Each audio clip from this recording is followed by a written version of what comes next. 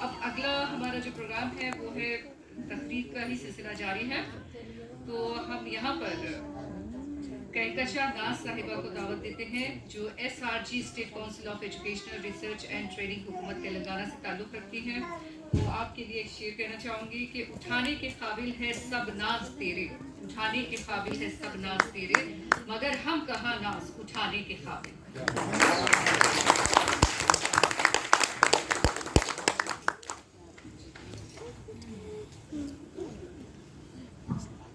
السلام علیکم ورحمۃ اللہ وبرکاتہ. محفل خوبصورت سماں باندھ رہی ہے. یہاں پر میں اپنی بات میرے والد صاحب ڈاکٹر محمد علی اثر ریٹائرڈ پروفیسر عثمانیہ یونیورسٹی کی نعتیہ شاعری کے چند اشعار پیش کرنا چاہوں گی. خدا فرشتے حضور تم پر صلاۃ و تسلیم بھیجتے ہیں، یہ حکم ہم کو بھی ہے سراسر، درود تم پر سلام تم پر. خدا کی وحدت نبی کی طاعت، نماز روزہ زکوٰۃ اور حج کہا ہے تم نے ہے فرض تم پر، درود تم پر سلام تم پر. یہ بحر و بر بھی یہ آسماں بھی، یہ چاند سورج یہ کہکشاں بھی، حضور اکرم نثار تم پر، درود تم پر سلام تم پر. اثر تمہارا ہے ایک خادم، ہے معصیت پر وہ اپنی نادم، ہو ایک کرم کی نگاہ اس پر، درود تم پر سلام تم پر.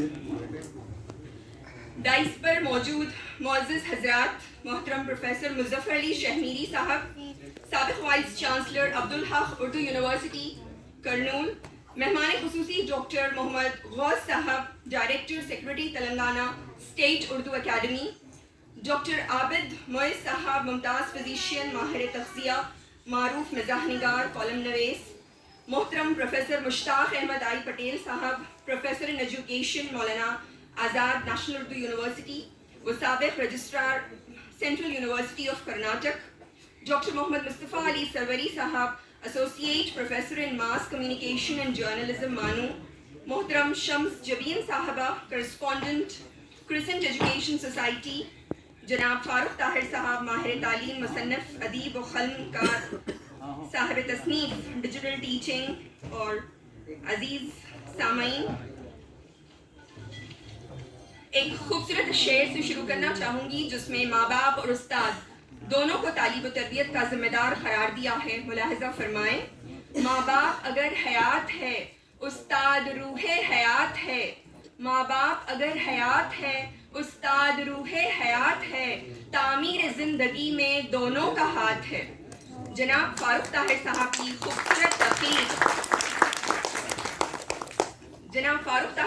خوبصورت تخلیق کی رسم اجرا کے سلسلے میں ہم تمام یہاں جمع ہوئے ہیں. فاروق صاحب نے تعلیم اور درس و تدریس کو اصلی تقاضوں سے ہم آہنگ کرنے کی بہترین کوشش کی ہے. ڈیجیٹل ٹیچنگ ایک جامع، منفرد، بیش قیمت کتاب ہے. جو بیڑا آپ نے اٹھایا ہے وہ قابل تحسین ہے. آپ نے اس کتاب میں تدریس کے تمام پہلوؤں کا مفصل جائزہ لیا ہے.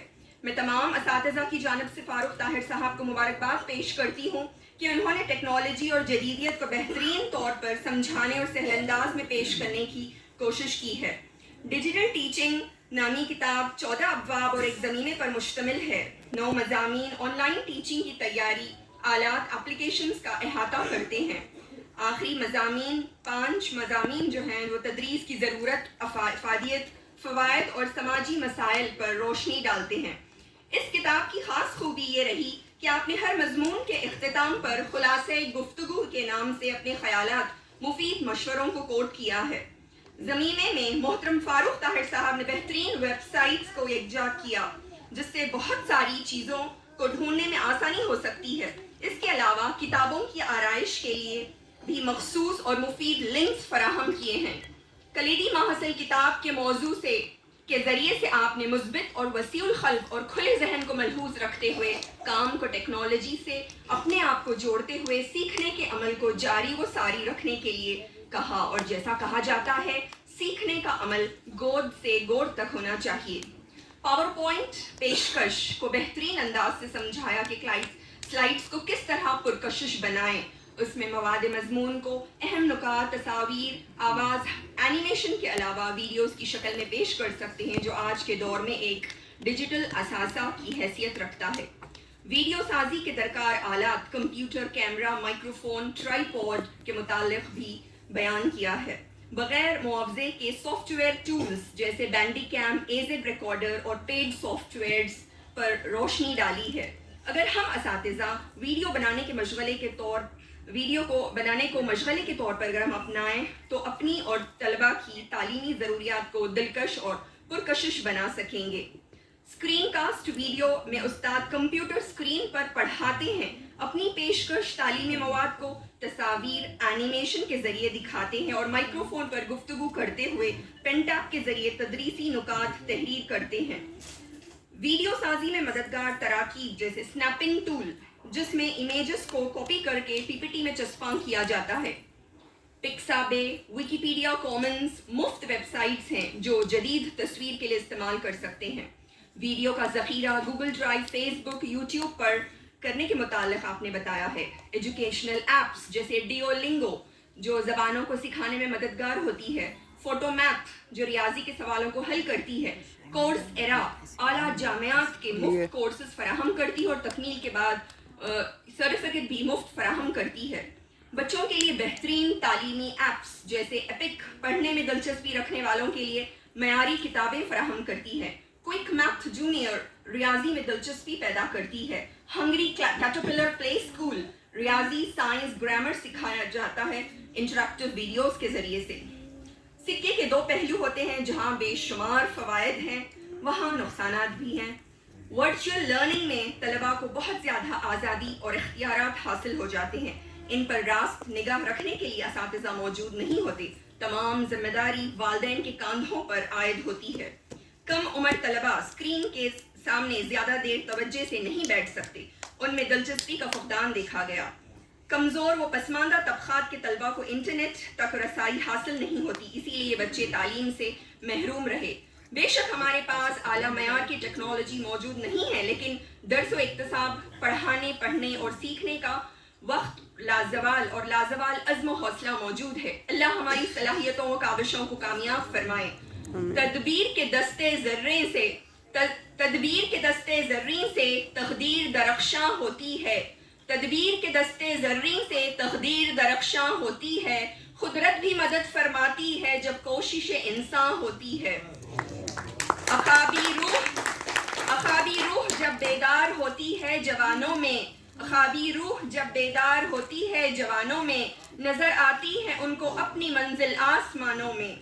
ڈیجیٹل ٹیچنگ اساتذہ کو کمپیوٹر اور انٹرنیٹ کے استعمال سے آراستہ کرنے کے علاوہ انہیں عالمی سطح پر نمودار ہونے والے آن لائن تعلیم کے دلچسپ و نئے دور کے لیے تیار کرنے میں معاون ثابت ہوگی۔ جناب فاروق طاہر صاحب نے اپنی کتاب میں لکھا ہے سفر ابھی جاری ہے، انشاءاللہ آپ کی اور کتابیں بھی منظر عام پر آئیں گی۔ اللہ آپ کا سفر جاری رکھے تاکہ قوم کو مستفید ہونے کا موقع ملے۔ اللہ تعالیٰ سے دعا گو ہوں کہ آپ کی والدہ ماجدہ آپ کی فیملی کے جائز مقاصد پورے فرمائیں اور صحت کاملہ عطا فرمائیں۔ ایک شعر فاروق طاہر صاحب کی نظر کرتی ہوں، جن کے کردار سے آتی ہو صداقت کی مہک، جن کے کردار سے آتی ہو صداقت کی مہک، ان کی تدریس سے پتھر بھی پگھل سکتے ہیں، ان کی تدریس سے پتھر بھی پگھل سکتے ہیں۔ جزاک اللہ خیر، اللہ حافظ۔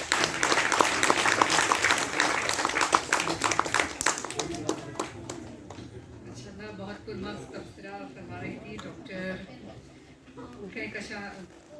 کہکشاں ناز صاحبہ، اور بھی مجھے پتہ چلا ہے کہ یہاں پر جبین صاحبہ کی تقریر شاید نہیں ہے، لیکن میں ان کے لیے ایک شعر کہنا چاہوں گی۔